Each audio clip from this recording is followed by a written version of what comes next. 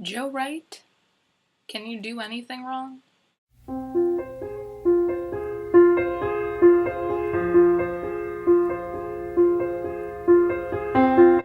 Today, I will be discussing the 2007 motion picture Atonement, directed by Joe Wright.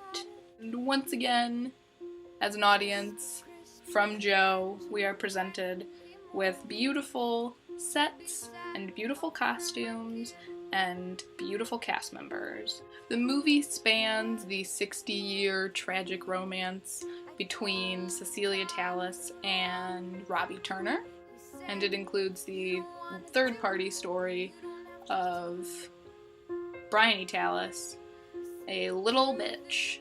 The title, we learn eventually, comes from her seeking atonement for all the wrongs that she did. I really like the way this movie presents the perspective of the situations.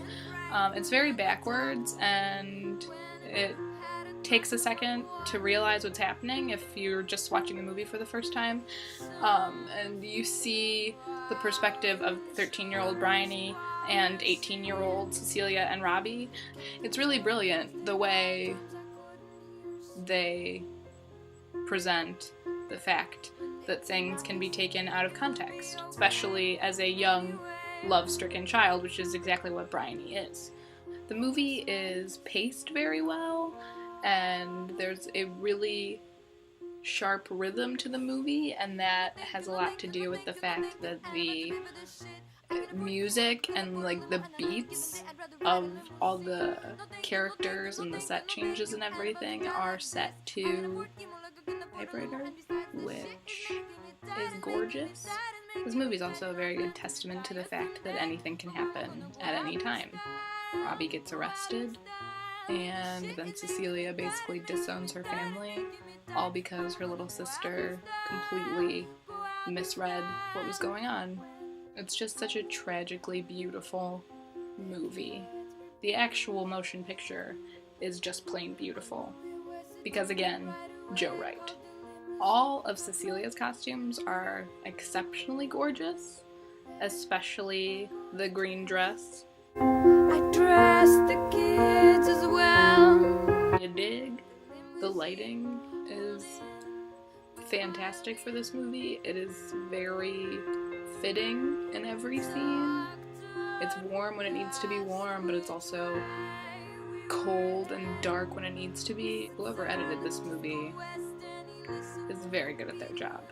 I'm gonna talk about the big one, the sex scene. It's just so real and like incredibly passionate, and I think any sort of musical accompaniment would have taken away from it, and it is like the focal point that leads Bryony to think all the things that she thinks about Robbie. It would be weird to music. It wouldn't fit to music, especially because it is presented again at a later point in the movie.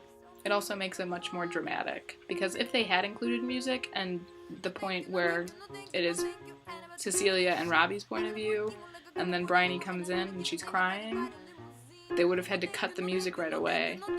There's no way they could have faded out the music and had it flow as well as it did just on its own. I'm gonna spoil it anyway. At the end of the movie, we find out that everything that happens doesn't actually happen, and it's all imagined in Bryony's mind because she felt that in some form her sister and Robbie deserved to be together because they both die. Personally, I don't really feel connected to any of the characters on like an emotional level.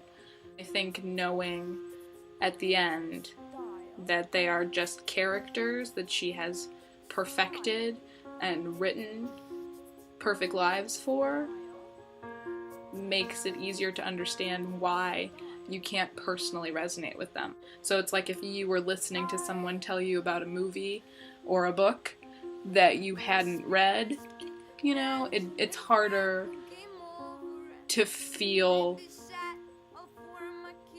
the feelings the characters are because you don't know them, because you haven't connected with them yourself. You're connecting with them through somebody else. And I think that's a very important element of the film. I would like to comment on Benedict. If you're a genuinely good human like Benedict is, I think it would be harder to play someone so just distorted, but he does it really well. Juno Temple also was very young in this movie, and she played her character exceptionally well. I also think they did an exceptional job with the war scenes. I like that it wasn't just glazed over, you know, that it was still presented. Like, this was World War II, this was a really sad, hard time for everyone, and you definitely feel it. It's very emotional, it's very graphic, and I wouldn't want it any other way. So that's it. Atonement's beautiful. They had put a fart machine into my sleeping bag.